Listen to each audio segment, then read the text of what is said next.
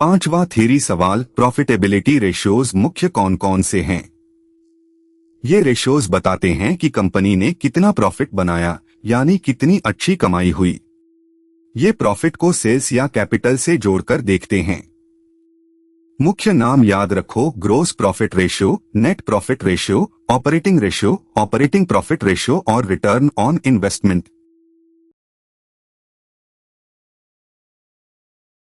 पहला, gross profit ratio. Formula, gross profit में भाग 2 रेवेन्यू फ्रॉम ऑपरेशंस 100 से गुणा करो। ग्रोस प्रॉफिट मतलब नेट सेल्स में से कॉस्ट ऑफ गुड्स सोल्ड घटाकर। ये ट्रेडिंग का माल है, सीधा उत्पादन और बेचने का फायदा दिखाता है। जितना ऊंचा उतनी अच्छी खरीद बिक्री की क्षमता।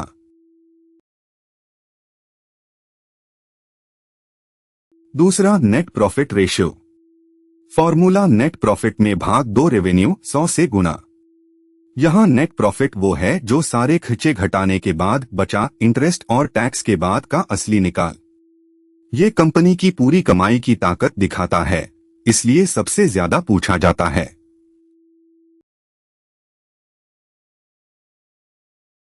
अब बाकी 3। ऑपरेटिंग रेशियो, ऑपरेटिंग कॉस्ट में भाग 2 रेवेन्यू 100 से गुणा बताता है कि चलाने में कितना खर्चा लगा। Operating profit ratio, operating profit भाग रेवेन्यू, सही परिचालन का मुनाफा। और return on investment, net profit before interest and tax भाग कैपिटल एम्प्लॉयड 100 से गुणा, ये बताता है कि कंपनी ने लगाए गए पूंजी पर कितना फायदा कमाया। पक्का कर लो। 1, ग्रोस प्रॉफिट रेशियो, जीपी भाग रेवेन्यू 100 से। 2, net profit ratio, net profit भाग रेवेन्यू 100 से। 3, ऑपरेटिंग रेशियो, ऑपरेटिंग कॉस्ट भाग revenue. 4, operating profit ratio, operating profit भाग रेवेन्यू।